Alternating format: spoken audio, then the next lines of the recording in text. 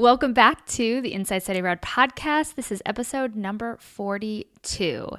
Now, today's episode is a little bit of a throwback. A while ago, we did a live panel discussion with a few of our Global Pro Institute interns. They had all just completed their internship for the summer, and so we asked them, hey, how did it go? So in this episode, you're going to hear from Danielle Twitchell and Chris Strohhofer. They are both rock stars in their own right, did some amazing work for their internship placement this summer. And so in this episode, we're going to talk about how their remote internships were different. Danielle was working with Get Ecuador, which is a program provider, and Chris was working with the Illinois Institute of Technology Study Abroad office. So we talked a little bit about the various differences that they experienced and similarities between those two types of internship placements. We also sort of basically took you behind the scenes of what it's like to do a remote internship right now in this day and age, but also within our field, within international education. We also asked them about the key things that they learned from their remote internship experience, what their big takeaways were, how they're going to leverage that in their careers and beyond. And of course, we talked a lot more about the Global Pro Institute program in and of itself, the career coaching that we do inside the program, as well as the core curriculum and course that is included as part of the program. So I really hope you enjoy hearing from Danielle and Chris. We'll be linking up to all of their LinkedIn profiles and everything in the show notes. And without further ado, let's go to the show.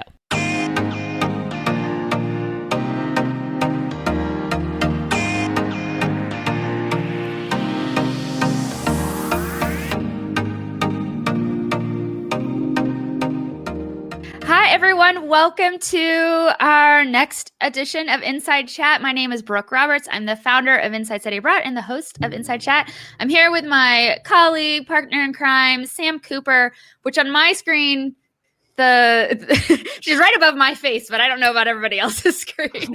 That's Sam Cooper. And we have two amazing guests today. But before we introduce them, I just want to say hello to everybody who's tuning in. If you'd like, please tell us in the chat where you're tuning in from. We always love to see who people are and where you are at. And if you're with an organization or university, we always love to hear that too. So welcome to the show. This is basically just a live recording of the podcast. So if you're a fan of the podcast, welcome. So today we're going to be talking about internships in international education from the intern perspective. So we're going to take you behind the scenes of what it's like to do an internship in international education, the process, the projects, any kind of challenges that come up through the experience or even trying to get the experience, etc. And I have two amazing people here. And now that I'm about to introduce you, and I'm like, both of you have slightly difficult last names. Okay. So I was like, and okay, so we have Danielle or Danny Twitchell. Excellent. Perfect. Okay, great. Who did an internship this summer with Get Ecuador, which is a program provider based in Ecuador, clearly. And then we have Chris Strohhofer. Ooh, almost. Strohhofer. Yeah. Strohhofer. Okay. So, I'm sorry, Chris. Okay. We have Chris Strohhofer, who did an internship with the Illinois Institute of Tech this summer as well. And so different experiences, university, provider, one in the United States, one abroad. So lots of really cool things we can bring out from that. But before we dive into like the internship experience, I'd love for both of you to talk a little bit about what brought you to international education as a career path. Let's start there. So Chris, I'll start with you. Sure. So I was an international affairs major in undergrad, and I was always thinking foreign service, that's the end of the road. That's what, I'm going to be working for. And while I was an undergrad, I took a student worker position in a study abroad office, and I just loved the work there, loved the environment, loved all of just wanted to get, every day when I went to work, I was excited to learn more. And so, since then I've gone into Peace Corps and come back from that. And I've got a couple fields that I'm looking at, but my fond memories as a student worker kind of keeps bringing me back to the field. That's awesome. Great. And Danny, what about you? Yeah. To me, I feel like international occasion was kind of like all encompassing. I've got kind of an echo. Do you guys hear that too? A Just a little little bit. bit, but Just give us some we'll just space. roll with it. Fine. All Yeah. right, I'm going to try to talk like this so I don't hear myself echoing. Okay. Yeah, it was kind of all encompassing. I feel like international education is culture, it's academia, it's everything. And I was always the kind of person who had sort of scattered interests. And really, I was inspired from my aunt, my mom's twin sister. We're very close, and she runs her own Spanish language instruction and travel business. So I got to work with her and her adult students when I was in high school. Ended up going on a trip with them to Ecuador, and it made me realize like I just want to help facilitate people have immersive experiences in other countries. That's amazing. It's so interesting. So that is probably one of the first times I've ever heard somebody talk about a pre-college experience that made them think about this as a career path. Normally it's because they participate, not always, obviously, but a lot of times it's because they participated at the college level and thought about it. And which is interesting. So then I'm going to dive deeper with this, Danny. So then when you were going to college and thinking, okay, what am I going to major in, things like that, if I want to have that type of career, what was your thought process around that? What did you decide on? Yeah, I did kind of always know because I wanted to study abroad, and that's why I chose PLU, the school I went to, because they were kind of known for their study abroad. Okay. True. And then they don't actually offer international relations. They have a global studies, but I actually had an art scholarship, so I had to major in art. And then the only other major I could fit in at the same time was Hispanic studies. But that was great for me because I love Spanish in Latin America. So I kind of went that route and ended up studying in Spain and Ecuador and trying to get in at my study abroad office because obviously I wanted that experience, but I was gone half the time. So I never actually ended up working with them. Okay, cool. Yeah, that's really fascinating. I think it's going to become more prevalent that people early on, because more people are traveling, I think, and traveling younger and seeing this as like there's a whole economy around facilitating these experiences beyond just, cruise directors or something.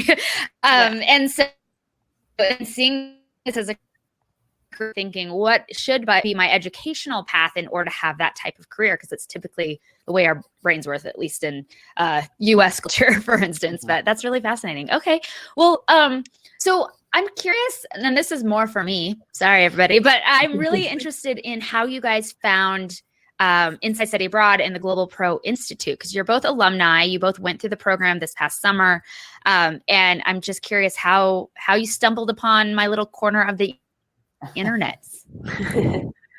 I mean, I was racking my brain before this call thinking, how did I find it again? And honestly, I think that I had found it from Sakusal. And you could correct me if I'm wrong. I think maybe it was posted on there. I mean, wow. Yeah. I'm sure I did. My limit is, we're all limited to once a month, but I did. Yeah, I'm pretty sure I saw it there because when I got back, I was just kind of curious what was going on in the field. So I wanted, and I'm sure that would come up if, anybody who is in the audience interested in GPI, you learn if you don't already know about, lists like Sakusal. But I was just kind of curious how the field was reacting to COVID. So I subscribed to all of it. And now my inbox is ridiculous. Yes. But this email rose to the top for whatever reason. And I found it that way. That's awesome. That's great. Well, I will keep posting to Sakusal, then we know it works. What about you, Danny? Yeah. For me, it was the podcast. I don't remember how I discovered the podcast. I was already listening to travel and international ed podcasts when I could. And I remember hearing about GPI on the podcast and saying to myself, okay, when I have the chance to do this and it comes out again, I'm going to do it no matter what. I don't care how much it costs. I don't care when it is. I'm going to do it. Awesome. Was that right before I then was like, and I'm closing? Yes. So I waited, but that was good. That was like very tempting to me because then it showed up again. I was like, oh. Better grab it. Yeah. So if anybody's watching, they're like, what are you talking about?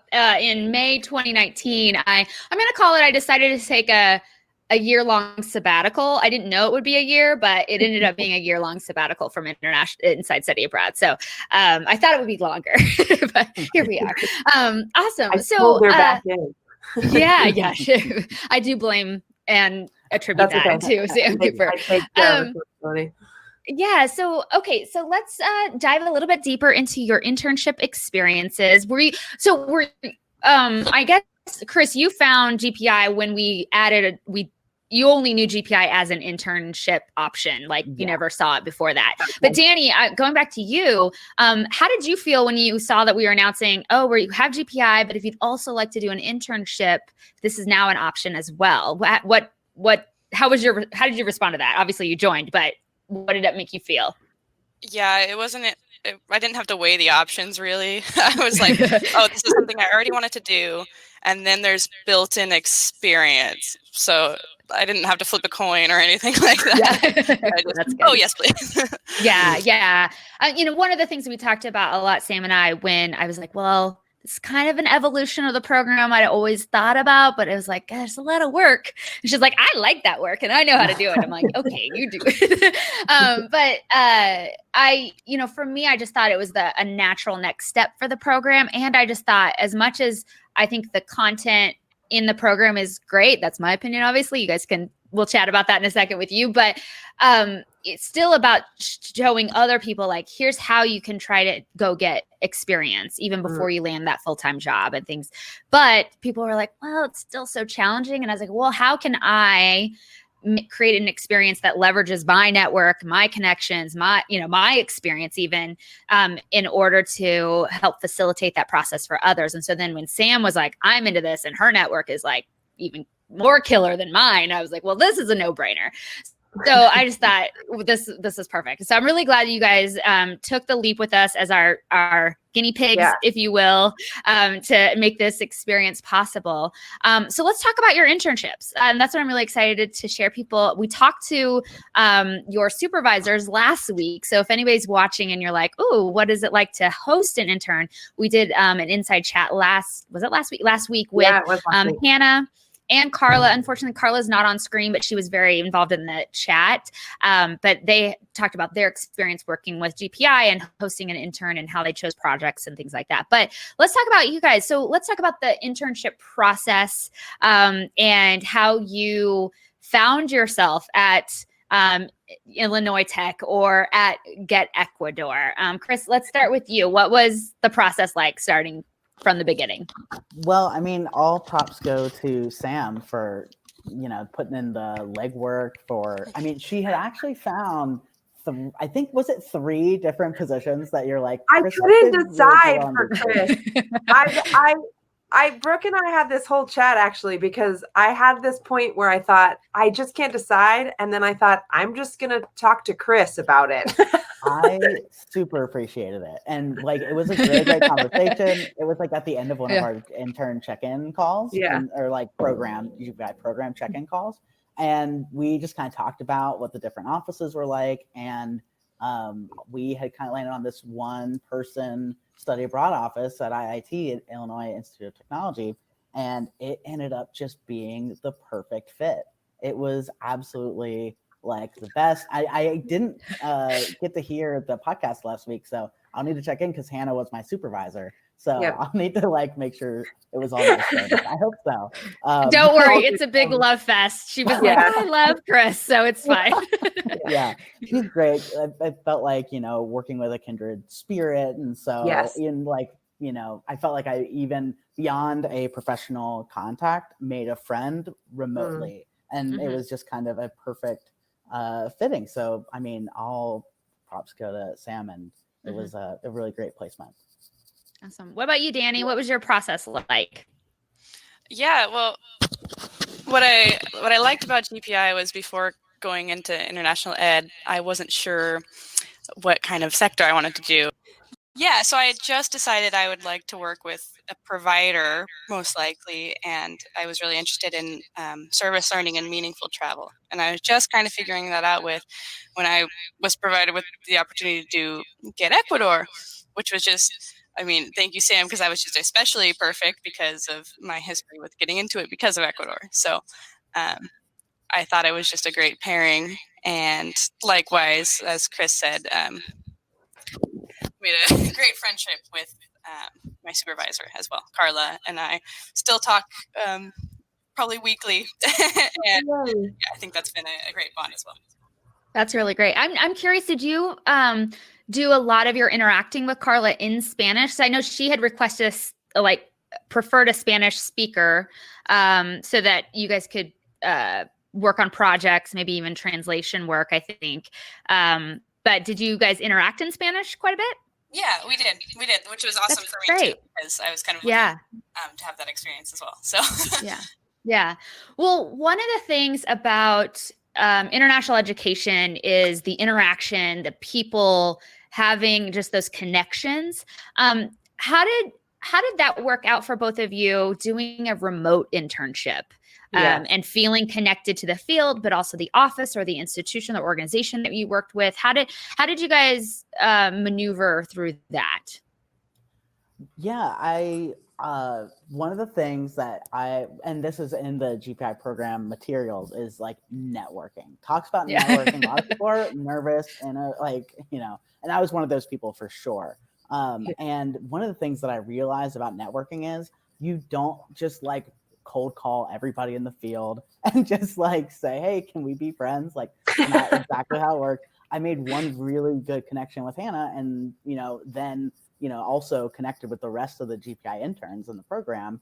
And even just through my supervisor, we're on LinkedIn now, and so whenever she likes something that somebody else says in the field, this just happened yesterday, I saw a job opening because my supervisor liked it on LinkedIn. And so it's those little things that people don't really necessarily talk about with networking, is you are then part of their algorithm a little bit. Yeah. And so, Someone came to the LinkedIn workshop. Yeah.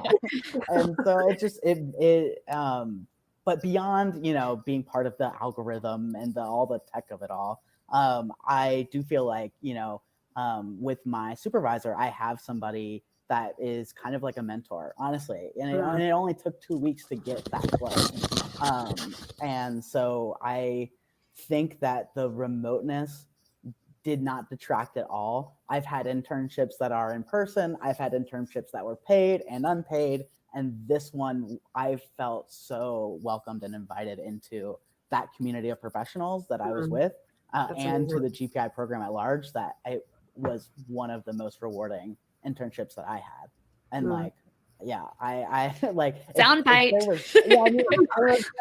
I'm thinking I'm just trying not to gush too much, but honestly, that was my takeaway, because it just really was. I had something every day that I look forward to coming back to, which was my internship, and then, whenever we had our calls. So it was really nice. That's great. What about you, Danny? Yeah. Don't make Sam cry, you guys. As much as I really wanted to be out there in Ecuador, which would have been amazing, the first thing Carla did was introduce me to the team. And it's a very small team anyway, so it was easy to meet with them.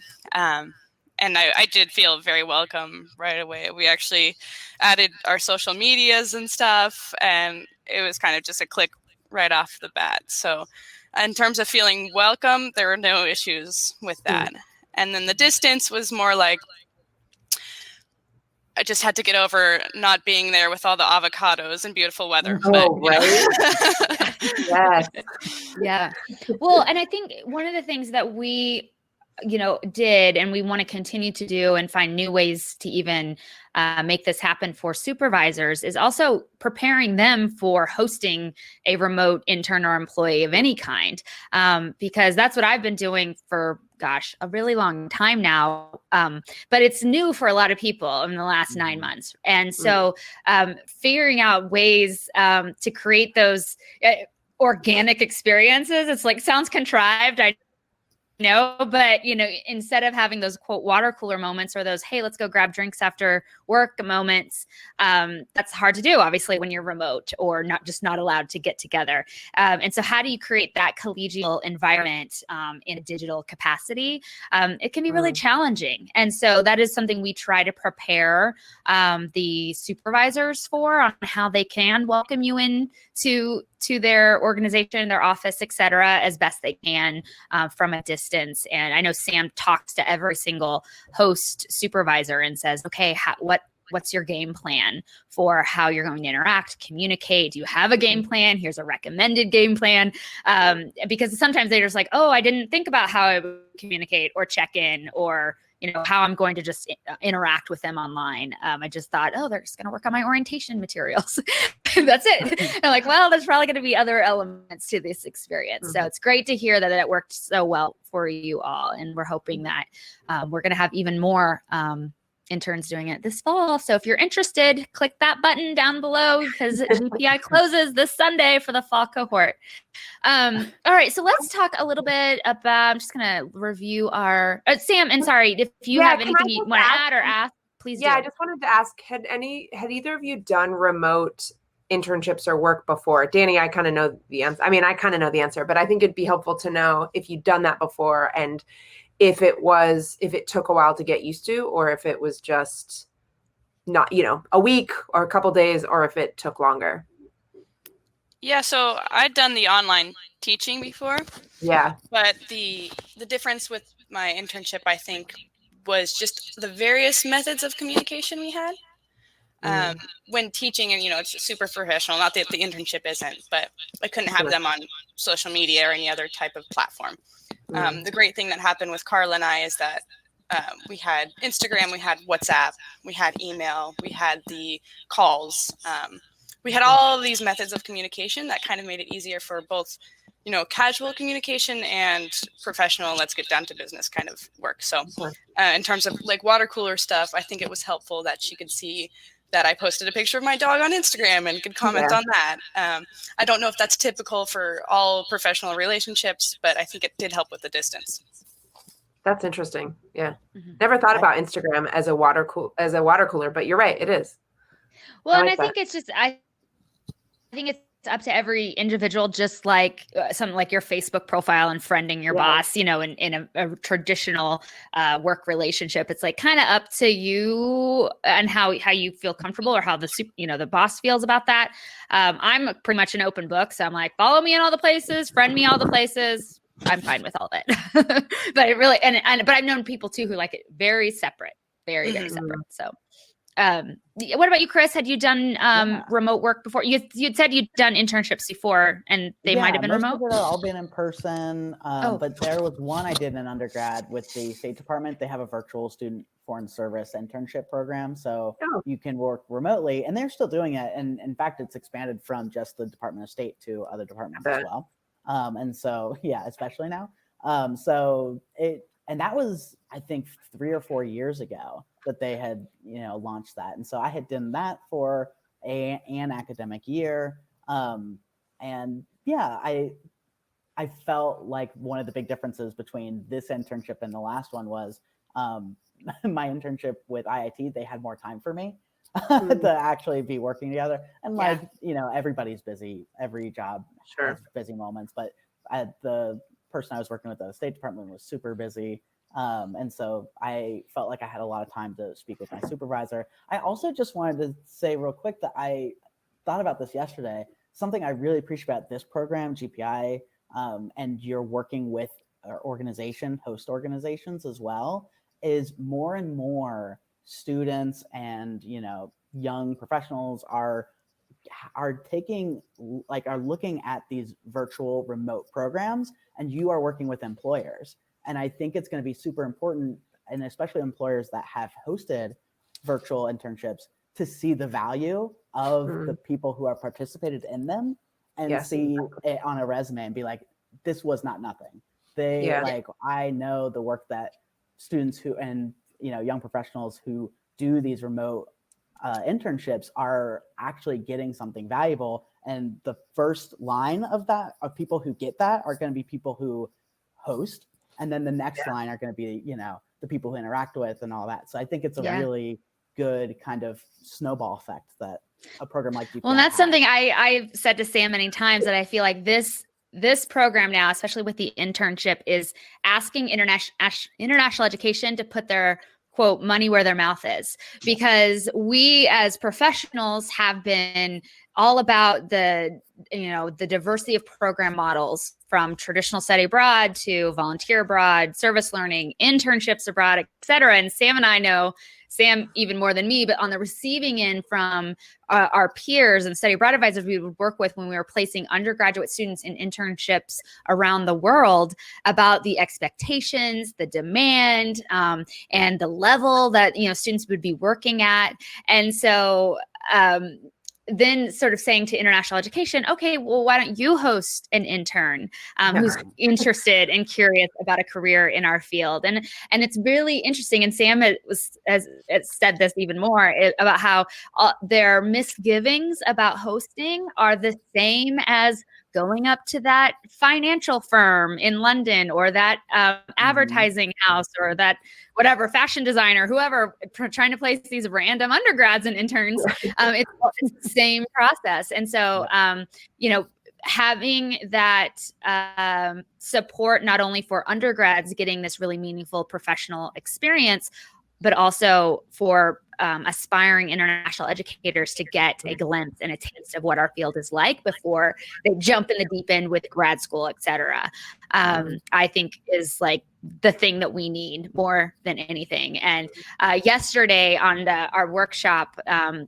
how to land a job and study abroad, there was a comment from a guy named Adam, and I was like, who's Adam? So of course I creeped him and figured out who he was. Oh, did you find out? And he worked, so he works at Columbia University in study abroad, and he unsolicited wrote in there, he's like, I never heard of GPI before, but what you're saying about the field and the professional pathway, I'm ad-libbing quite a bit here, but is spot on for what our field needs. We need to have more opportunities for people to learn about the field and figure out where they would best fit, right? Because I think a lot of people think like, got to become a study abroad advisor, and then we like merge out from there, because then we realize, oh, there's all these other things you could do. Instead of sort of saying, wow, I'm really great at communicating visually. Let's talk about Danny's, experience, and how can we use visuals, especially nowadays with video and imagery sites and things like Instagram. It's all visually driven, to help entice, future participants to actually want to invest in these opportunities. Because now more than ever, we got to prove why they should make this big investment. So, sorry, I know that was a little bit of a rant, but I just wanted to piggyback what Chris said, is that I think you're absolutely right. And if you have had the experience of doing an internship or doing a remote internship as a professional, you'll be able to speak to that program validity moving forward, because now everybody's got a remote internship option, right? So, or remote study abroad option even. So I love that. So let's talk about the work you guys did in your internship. So one of the things we really focus on with the internship process is making sure, my mantra when you're getting any type of experience is all about the deliverables. What did you do? Show me what you done. Prove it. And so it's project-based work typically, but how did you work with your supervisors to figure out what your project scope would be, what you would actually be working on? How did those initial conversations start for each of you? Danny, I'll start with you. Yeah, it was interesting how we started, because we started off with more editing and not necessarily translating, but just reading over documents, editing photos, and uploading them. And it was, I liked the process of that, because I kind of had the chance in those projects to show what I can do and what I would like to do. And that's when we started doing more things like infographics and videos and graphics themselves, drawings and things like that. So I liked working with Get Ecuador because it was really a chance to find out what I'm best at doing and what I like to do, and integrating that into what they need in the company. So in the end, we were working on larger infographics, videos still, and even ended up going into some program development, which was really exciting for me, because I felt like my ideas were really heard and really given the chance to grow in that space. So in terms of project development, it started small, and it is still a small, is that not adventure, but just the fact that we got to work on those things together, and I felt like I really had a place there was probably the most valuable thing to me. Mm-hmm. Can I just That's really jump in? great. That's so interesting because oftentimes I tell interns in my internship abroad world that, sometimes things start slow. They might start really slow because they want to see how you're going to work with each other, what you can do, and then it builds from there. And I know those beginning parts can be frustrating. They'd be frustrating for me too. But then sometimes they just throw you in the deep end right away. Say, hey, can you just do this? Yeah. So sorry, just to say, I think that's really interesting what you said, because I think that you very much had that experience of let's see what you can do and then take it from there. Mm-hmm. Chris, what about you? Mine definitely threw me in the deep end. So to have like the different styles of hosting and everything, I think mine was very let's get you in. You're part of the team now, and it was a little bit like it. Due to the rules at IIT and the intention of the program, it's not a full-time gig. It could be, depending what you work out, possibly, but like it was just certain hours every single day that we stretched it out. And so I was in meetings so frequently that it was almost hard to find time to do the rest of my tasks within like the selected hours that we had. But it was really great, especially when they front loaded it with meetings, because I felt like I knew everybody's spot. And so when it came time to, one of my deliverables was a workshop for students who had been evacuated from their programs, pulling from my experience being evacuated from the Peace Corps, it was an opportunity to know what support systems were on campus, who actually put faces to names and everything. So when time came that I was, actually working with students to talk about, not only give them the space to talk about the challenging parts of coming home before you were ready to and all those things, to actually be able to say like, hey, I spoke with these people and here are the services that are available on your campus or remotely, and here's how it works now. So that was, I know one of the questions, like one of the questions I've been thinking about, like what was the most rewarding aspect of the program. It was definitely running the workshops, but also one of the other deliverables I had was diving into the Teradata world again. They had just gotten the software, so they wanted to put together a faculty portal for when faculty applies to run programs. So I felt like I got the people side of things, but also the back end side of things, and I really appreciated that they were excited to have me do kind of the full scope of what office work actually is. That's great. So Danny, back over to you. I know you mentioned a few things, but do you want to describe a little bit about your some of your deliverables you're most proud of? And these are be like things you would have in your portfolio for those who are listening and are not sure what we mean by deliverables, but these are the things you'd add to your resume. And like, I created this, I taught that, whatever. I wrote this. Yeah. Yeah. I wish I could show you my deliverable rather than just talk about it, because like we were saying, it is all visual. But basically I have a lot of echo and a huge gallery for them of social media posts, infographics. I redid their entire brochure. I did all of the graphics for the brochure. I created the LinkedIn for the business, and then kind of reminded them to, well, not that they needed reminding, but to start their Google My Business, which they have in place now. And essentially just an entire gallery of media for any kind of promotion that they might need.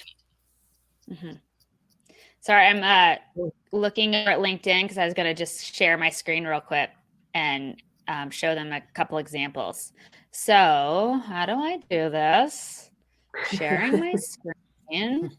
Too many video sources. Sorry, never mind. Oh, that's okay. Just get Ecuador for anybody who wants to. I'll put the link to their page right now. Ta-da! Oh, and we did a Go Abroad takeover. So I did all of the stories for those as well. That was really fun to do, designing the Instagram stories as well as the post and the video. And so as a digital marketing strategist myself, my next question for you is like, did you also then track the ROI of all of that effort?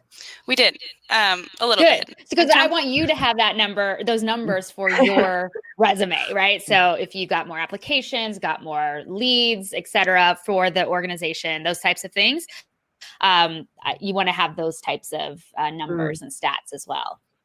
I'm sure Carla would get them for you if you don't have them. Great.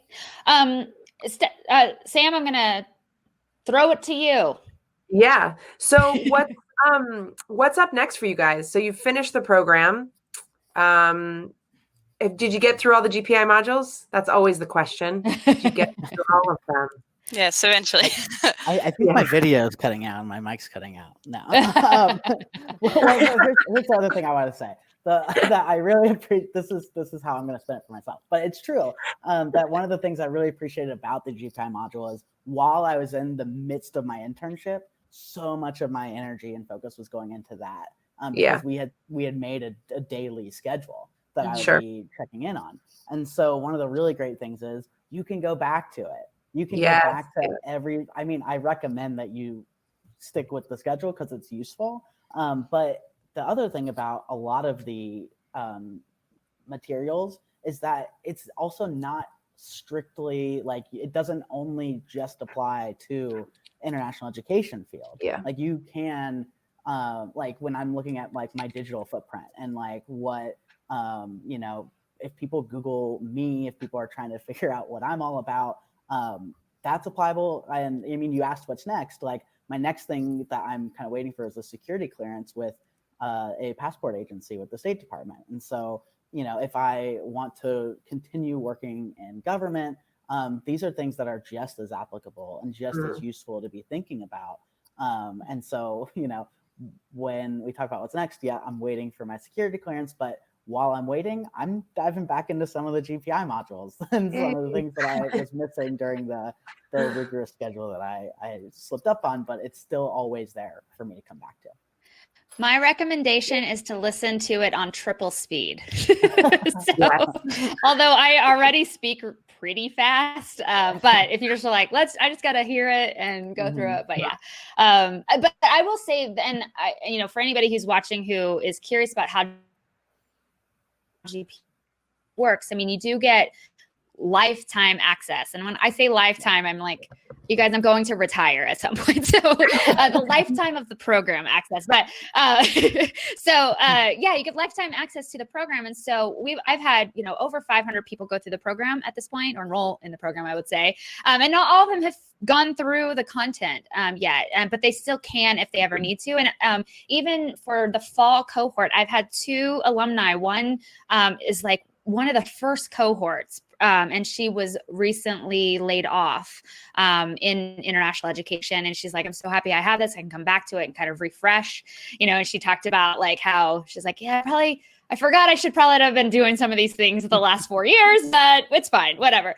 But she has it. And so she's like, I'm planning to try to come to the coaching calls again. So even as an alumni, whenever you need to come back to this as sort of a centering stage, I know that as another woman as an alumni is joining and decided to add on the internship experience this time.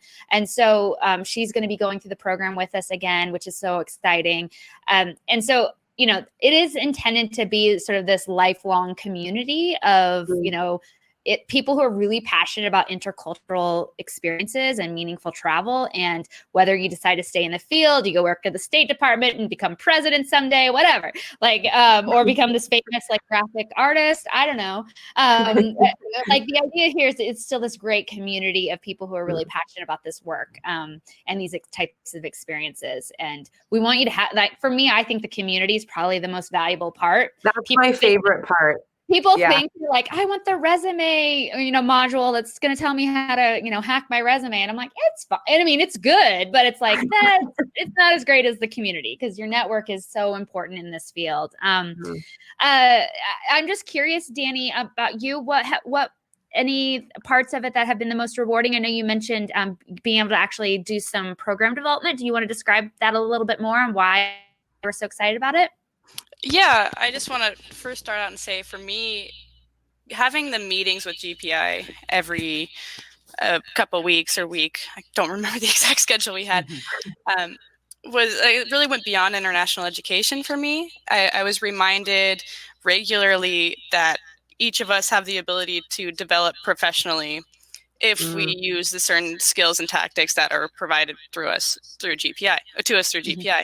And that was kind of a world that I had very little experience with. I mean, I've had work outside of leaving college and everything like that, but in terms of really developing a professional portfolio, it was all new to me. And not to give any spoilers, but in terms of the website or Career HQ we designed for ourselves, that's been huge because it shows that everything you participate in is experience. And if you can show that as valuable, a future employer will see it that way, or you can at least feel that way about yourself. So I was never one to show my work, and now I'm all about it. So oh my God.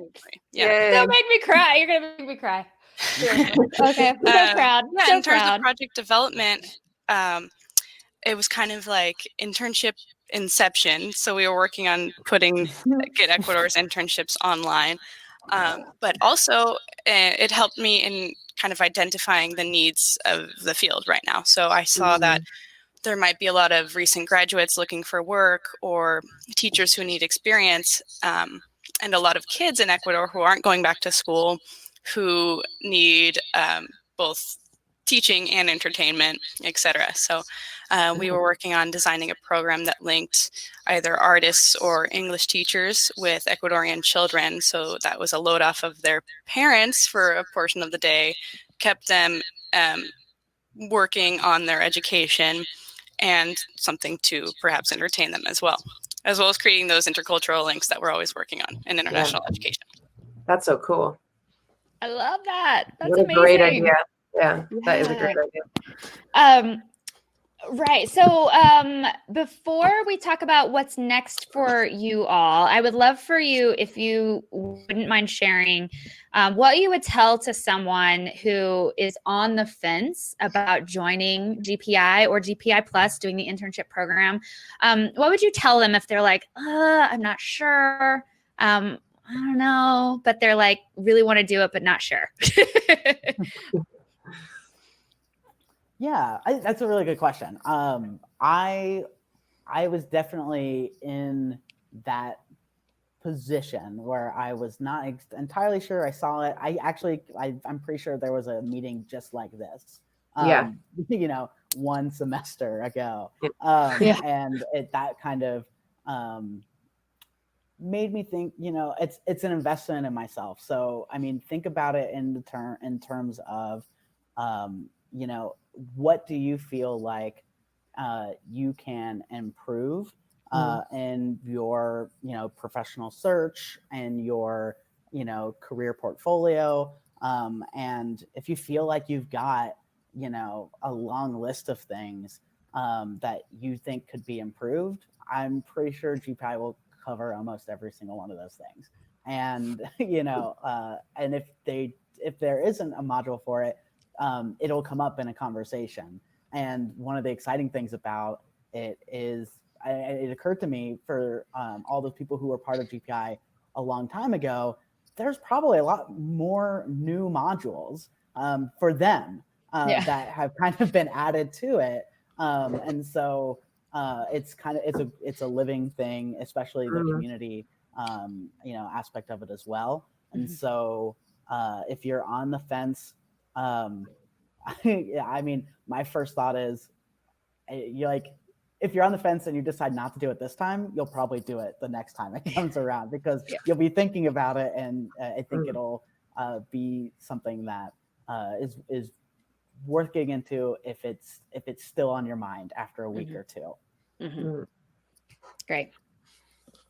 Yeah, so being very honest, when I filled out the survey post GPI, I said, I don't know if I'd recommend it, not because of GPI itself, but because of how I was feeling about the state of the world, right? But if I had to say if I would recommend it now or not, I'm going back to what I just said, in that it's not only about international education. This is probably one of the most helpful projects I've done in terms of personal and career development. So if you have hopes of international education becoming bigger, back to what it was in the future, or even in a different sense. And you also want to learn how to create a better resume or network or any of those crucial topics when it comes to just working in any field, I would say go for it. Like, it's not something that you would regret doing by any sense. For me, it was just not knowing what the future looked like in international education, but I have no regrets in doing the program whatsoever. I think I've definitely only gained from it.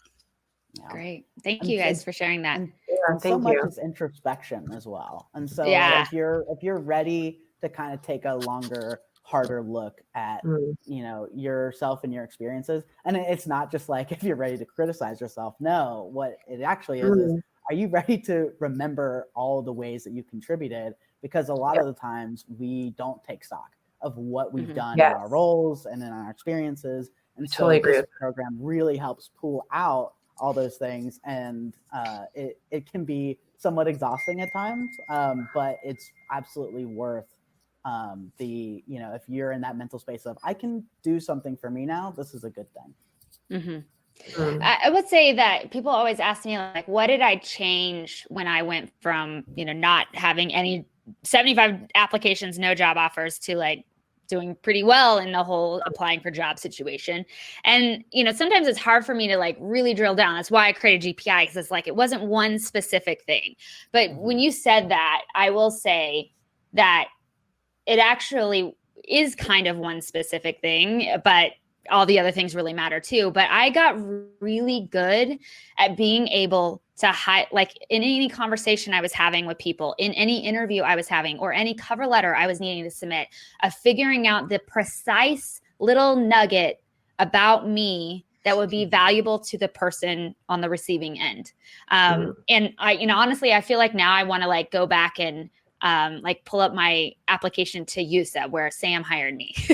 And I want to see what I talked about in that, because I'm sure, because that was my second round of applying for jobs.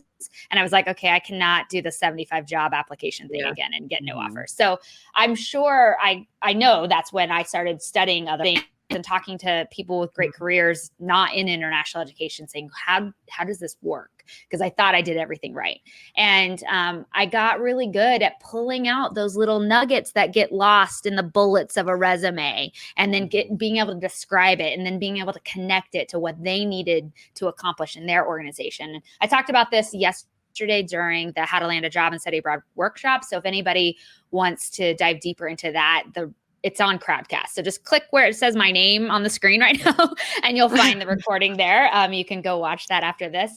But yeah, and I think that what you said, Chris, is really, really true. It's like, I do challenge you all, get out your sticky notes or whatever you need to do to start like drilling down to all the little things that then you can cherry pick later to highlight, because those are the things that people say to me all the time. You've done so much. Well, the reason I've done so much is I've taken the time to like actually figure out all the little things I've done. And everyone can sound pretty impressive if you actually drill it down that way. Most people just like gloss over it. They're like, oh, I worked in study abroad office. I felt like with Brooke and Sam, we had the swear jar, except instead of a swear word, it was every time we said, well, I just worked as a volunteer position in this thing, or I just that's amazing. Let's elevate that. Yeah. It's the just jar. The just jar. Although we probably should have had a swear jar. That is we are very casual in GPI, I will say that. Yeah. Well, that's the other thing I was thinking. If you enjoy these kinds of conversations, that's another reason to do it, because there's a lot of these. And if you decide to do GPI Plus, I mean, personally, this is what it felt like working with my supervisor where I was placed. You know, a lot of these kinds of conversations are beyond being enjoyable, are helpful. Yeah, it's those off the cuff things that we can't really plan. As much as I've tried to like craft the GPI modules and lessons in a really meticulous, systematic way, at the end of the day, the coaching calls that we do are probably even more valuable, because once you sort of understand the philosophy, right, the framework, then we can say, well, but Danny, you have this visual element and this experience in Ecuador, and this is how we would apply that framework to your situation. And then then Chris over here, Peace Corps, evacuated Albania, State Department guy. Like this is how your, you would apply that same framework, but in your situation. And that's why the coaching part for me is a critical element to it. Is like, I can tell you the framework, but sometimes it's hard to be like, well, but how does my situation work? We're all social stuff like, but my situation's different. Like, no, it works. You just now have to figure out where to apply all those little nuggets. So I think that's for me, I love the coaching the most. Yeah, I agree. I mean, that's for sure my favorite part, because we get to connect and talk about lots of fun things. But, one of my hopes and wishes for interns coming into this program is, and you guys heard me say this, but that you figure out that one step further, because it is a lifelong process of what you like, what you don't like, what you're good at, what you're not good at. That's the journey. And I think it's really easy to, like Chris said, it's, if you're not reflecting, it's easy to just let it go. And it is hard. It is hard to sit with yourself and think, am I actually good at this? Yeah. Do I like it? I don't know. I know I want it because I'm, I want to be in international ed, but actually hold on, what is it? Well, and I think too, my hope for people. Related to that too, and this is another like put your money where your mouth is, international educators, because we ask students to reflect and take stock of their experiences all the time, and we're like, reflect, go reflect. It's hard. It's so easy. But we as professionals don't often always do that, or I mean, frankly, we often don't reflect on our own international experiences and how they've shaped us. But we do expect it of our students. So this to me is like a practice in really understanding some of the asks we have of students and our participants of programs. This can put you sort of in their shoes, in their seat in a lot of ways of like, okay, it's really hard when someone just says to you, well, what do you think about that? Or what does that mean for 10 years from now in your future? And I'm like, I don't know. There is a systematic way you can go about doing that. So we are at the 10-minute mark, and there are a few people watching. And so I'd love if anybody has any comments or questions from the audience, please add them to the chat now. We'd love to hear from you. And while you think about that and add those, for you all, what's next? I know you hinted at it, but to give us the very clear, like, what's the next step for you? What are you thinking about for your careers? Chris, I'll go with you. Yeah, sure. So I am kind of not spinning plates, but there's a number of different paths that are in front of me, and some are closer than others. But so the first one is I'm waiting for security clearance for starting the passport gig in Chicago, but that is kind of a when and or if security clearance is granted. But if it's not, then I have my eyes on a couple other things. So I was accepted to Bowling Green State University, but I deferred to next year. Congrats. But yeah, I was accepted. What program? Wait, what program? It's it's the Macy program. Okay. I'll have to remember the acronym, but it's in the same building as my program, which was the higher ed program. Yeah. So I mean, it seems really exciting, and the people that I talked to there sound great. And so if in a year from now, there's no passport gig, also Peace Corps is wanting to send volunteers back sometime. That's up in the air with COVID. And so maybe that's something I do for the early 2021. But also I'm applying for jobs in international education. So it's like keeping my eye on a bunch of possibilities, all of which are exciting. And so I'm just kind of waiting out a few opportunities, and while I'm waiting them out, applying for other ones. And if a more exciting one comes along, then lucky me.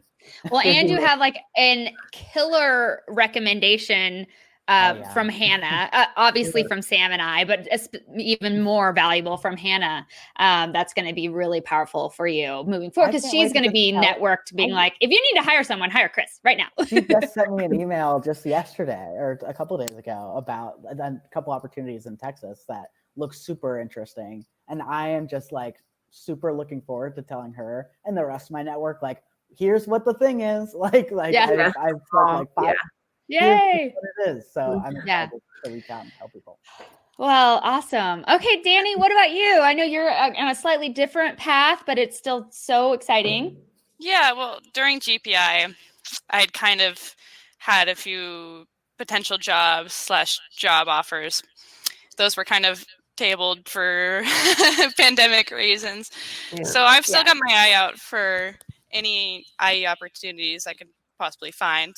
So that's still on my radar. That's still the goal. In the meantime, I've been teaching English online and working on some personal art projects. So art business projects. Which is really exciting. So you want to plug it, what you're doing? I know that, I mean, you're not going to get a flood of orders. It's not, the audience is not that big. So oh my gosh, I'm not quite ready. Okay, that's fine. Yeah, but it's really cool. It's interactive and it's like art projects anyway, go check out Danny and Chris on LinkedIn. We do have a couple questions here. So if you guys, when the other is answering, if you want to add your LinkedIn link into the chat, that would be really helpful. And you guys are all welcome to connect with Sam and I as well over on LinkedIn. Say hello. Let us know that you watched Inside Chat. We'd love to connect. And you could also go see some of their work. So Renee says, hi, Renee, welcome to the conversation. She says, I was great listening to the experiences of the interns. I tried getting a job in IE at the top of the pandemic. Yep. And ended up taking a DEI job, which is diversity, equity, and inclusion for those not in the know. But I want to go back to IE. Yeah, absolutely. I mean, I think obviously diversity, equity, inclusion is on the rise for a lot of very good reasons right now, and higher ed in general, and international ed is kind of not. We'll just say not. For the time being, I'm still very hopeful. So, I don't think that's necessarily a bad thing, Renee. My advice to you is always thinking about it. If your goal is international ed, how can you think about diversity, equity, inclusion from a a cross-cultural perspective? And then how would you parlay that later on, talking about international education and how crossing cultures in one environment is very similar to crossing cultures from a borders kind of perspective as well. I've seen that on any application in international education that I've gone for. So right, exactly. So I think you'll still get a lot of really transferable experiences that you can talk about moving forward in your IE job search. So don't aligning work that you're doing in DEI. And then I'm sorry, Joelle asked. Joelle is one of our fall interns. I hope it's okay. I outed you, Joelle, but she's going to be one of our fall GPI Plus interns. And she asked, what was the most difficult thing about each of your internships? Great question. For me, it was definitely narrowing down what I wanted to propose for my project's ideas. I think that was excellent that Sam prepped us in that way, that we needed to go into it knowing what we wanted to complete and also what the provider of the internship needed us to do for them. So for me, it was going into it like, how am I going to balance what I want to come out of this with and what I need to give to them? I think for me, that worked out well due to great communication with the supervisor and with Sam. But yeah, I think it's like know yourself first going into it. For me, it was I had this ingrained idea of not checking in on a very, very not very, very regular basis, but for even little things, right? I was kind of this ingrained idea of if I'm reaching out to a supervisor, I should have some deliverable for them in that moment that I'm reaching out to them. And so it was kind of difficult at the beginning because I didn't feel like I should be reaching out until I had something in my worth reaching out about. But working with my supervisor and also in the GPI program, I just kept reminding myself my mantra is reach out, often. It's absolutely fine to just be checking in, especially when it is remote, because it's letting it's letting your supervisor know that hey, you're around. Also, things are okay. Like, like my supervisor, there were some days where I just didn't think to say good morning, and she was worried about me. She's like, I wonder if Chris is doing all right. And so I just like it was very helpful to me in the sense of like my challenge was not reaching out for what I had thought were little things, and instead realizing that it's always just being part of the team. Well, Chris created your own formula for what to send in the morning, your expectations, like exactly. what you. Yeah, that was really great. Yeah, Hannah had put that together for me. That. So Still my favorite. Super helpful. Like, I mean, she gave me some like. I didn't think that you could make tools out of checking in, but she absolutely made a tool that I can use that is just, something I'm going to take on for every other position I have after that. And if you're curious what that thing is, go listen to last week's Inside Chat where Hannah does describe it in more detail. That's really great. I wanted to, Steph says she recently enrolled in GPI Plus. Yeah, I'm super excited and quite honestly nervous. Don't be nervous. It's going to be great. There are so many areas in IE to dive into. I'm curious to know if you have any recommendations on how to narrow options for internship opportunities. Yeah, Sam and I kind of went through this process together. Take it away. Yeah, Chris. Yeah, you say things, because I definitely have some tips and tricks that we talk about in the placement meeting. But Chris, tell me your experience of it. Well, yeah, I mean, it is that process of self-reflection and like introspection of asking yourself, where my dad told me something a long time ago, because I started off in the career space of information technology and made a drastic shift. And what he told me is, if you don't see yourself doing it in 5 years, like don't spend a ton of time working on it right now. Like think about where you want to see yourself and start building towards it. And so I thought that was helpful. And when it came time to decide between a few options of internships, I was in a very similar position. I had worked and studied abroad for a couple of years, but I was very interested in the international student services space. Like both are very interesting in their own regard, but also like the day-to-day looks so different. Especially like, and one of the other nice things I'll say is I was placed in a study abroad office at IIT, but their study abroad office is connected to their international student services office. So I was able to be on all those calls. And again, this is a situational thing, but there are ways where even if you are placed in one specific office, if you make it clear to the people that you're working with, like, I'd love to learn more about this, or this, and it's an institution that has it, they'll be more than happy to connect you to people. That's what I've learned a lot about the IE field, is that we just want everybody to talk to everybody. So true. We all have so many, we just love talking to each other. So that's, I think it's really important to understand that this isn't, a completely bespoke experience for each individual person. However, at the same time, it also is. So, Sam isn't going to sit down with you and talk to you and learn that you're like, well, I have a lot of different interests. I really want to be connected to my supervisor who's really open to helping me, get some exposure and learn.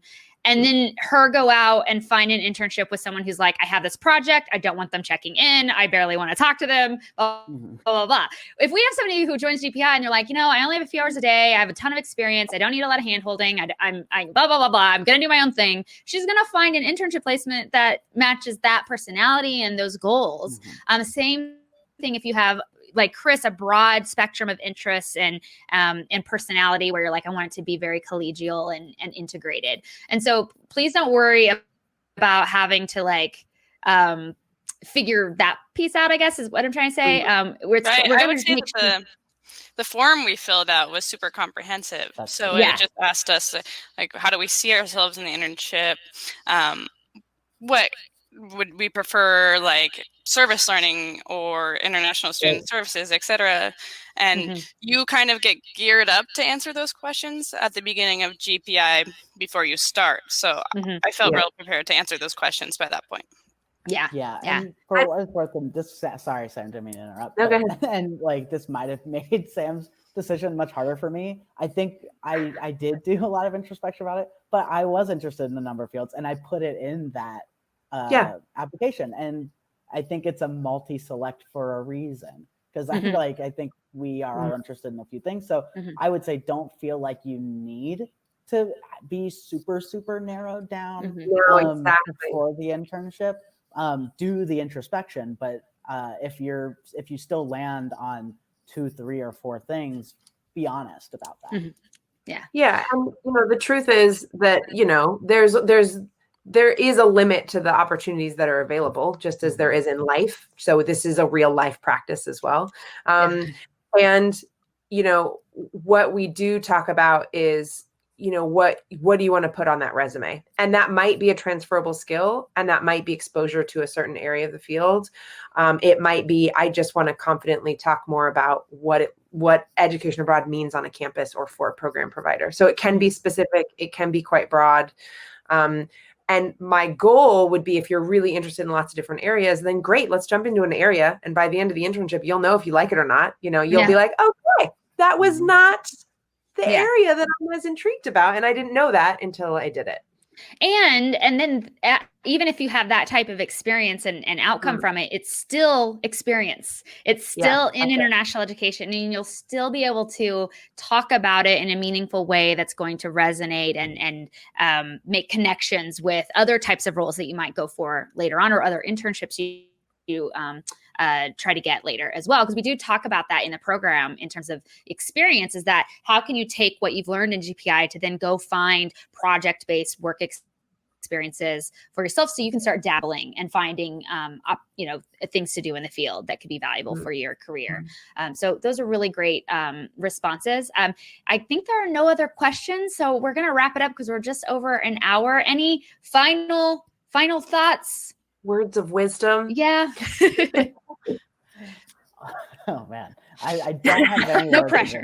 Okay. I pressure. Do have gratitude to being able to see everybody again. That's been really great. And I just got a LinkedIn invitation from some of the new members. So I'm excited. I am. If you're in the GPI program, I'm sure that Danny and I are both very, very. I mean, Sam and Brooke obviously as well are super open, but so are the other former interns. So feel free to reach out to us. We're happy to give some more of our perspective. We're here. Yeah, whatever level you find yourself on, someone who has a ton of experience in the field or is just starting, I feel like the platform puts all of us on kind of the same playing field and just makes us colleagues right away. Yeah, I love that. Oh, great final words. Yeah. Awesome. Well, if y'all are interested in GPI, if you're watching this or listening to the recording later on, we do close enrollment on Sunday evening. So that's September 20th. September 20th for the fall cohort. And then we won't be opening back up until 2021. So if you want to be ready for 2021, when international ed comes back in full force, now's the time to do GPI, so you can be ready for all those jobs that are just going to flood the market. So thank you all for being here. Thank you guys for taking the time to talk about your experience. Yeah, and it's always great to connect. We'll be doing, I cannot wait until we are back in quote normal. I don't want to say normal, but when we have a NAFSA in person again, and when I can host a reception for all the GPI alumni, it's going to be amazing. So awesome. Okay. Well, thank you guys. Have a great rest of your week. Sam, have a great evening. Thank you guys. And I'll see y'all later. Thank you. Bye. Bye, everyone.